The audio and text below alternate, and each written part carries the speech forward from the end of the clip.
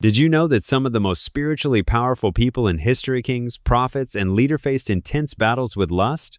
Why does this happen? And more importantly, how can you overcome it? Stick around, because what I'm about to reveal could change your life. Hey everyone, welcome back to the channel. Today we're diving into a topic that's often kept in the shadows but affects so many of us, the struggle with lust.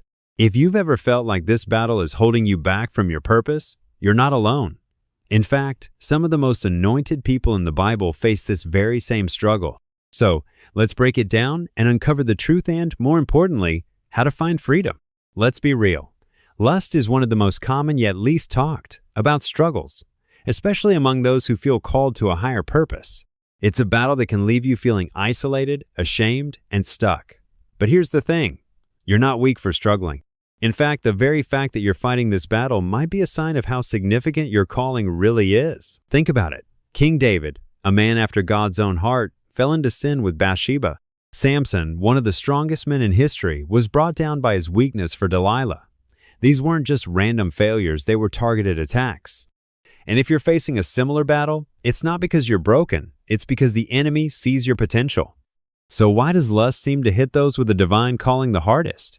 Here's the shocking truth. It's not a coincidence. It's a strategy. The enemy knows exactly who to target, and he uses lust as a weapon to distract, drain, and derail you from your purpose. Ephesians 6:12 tells us, "For we do not wrestle against flesh and blood, but against principalities, against powers, against the rulers of the darkness of this age." Lust isn't just a physical temptation, it's a spiritual attack. And the more anointed you are, the harder the enemy will try to take you out. Let's break it down. Here are 5 reasons why this struggle hits so hard for those with a divine calling. 1. Spiritual sensitivity amplifies temptation. The closer you are to God, the more aware you become of both His presence and the enemy's tactics. This heightened sensitivity can make temptations feel even more intense. 2. Isolation creates vulnerability. Being set apart for a higher purpose can feel lonely. Without strong accountability or deep spiritual connections, the battle with lust can become a private struggle, and that's exactly what the enemy wants. 3. A high calling attracts greater attacks. The more significant your purpose, the fiercer the spiritual warfare. Lust is a strategic attack meant to distract and drain you. 4. Emotional wounds open the door to temptation. Past hurts like rejection or heartbreak can create vulnerabilities that the enemy exploits. Lust often becomes a counterfeit way to fill those emotional voids. 5. Strong gifts, weak flesh. Even the most spiritually gifted individuals are still human. Without consistent spiritual discipline, the battle against lust can feel overwhelming.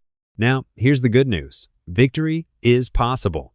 You don't have to stay stuck in this cycle. Here's how you can fight back. 1.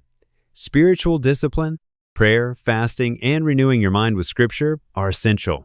The stronger your spirit, the weaker temptation becomes. 2. Accountability. Find a trusted friend or mentor who can walk with you through this battle. You don't have to fight alone. 3. Inner healing. Address past wounds and seek God's healing. Lust often thrives in brokenness, but God's love can restore you. 4.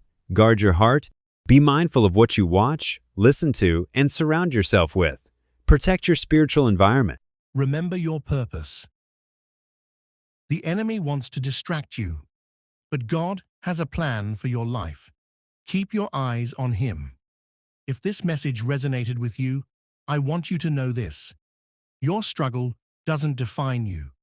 Your purpose does. So, if you're ready to take a step toward freedom, hit that like button, drop a comment below, and let me know how I can pray for you. And if you haven't already, subscribe to the channel and turn on notifications, because we're going deeper into topics like this every week. Remember, you're not alone in this fight. Victory is possible, and it starts today.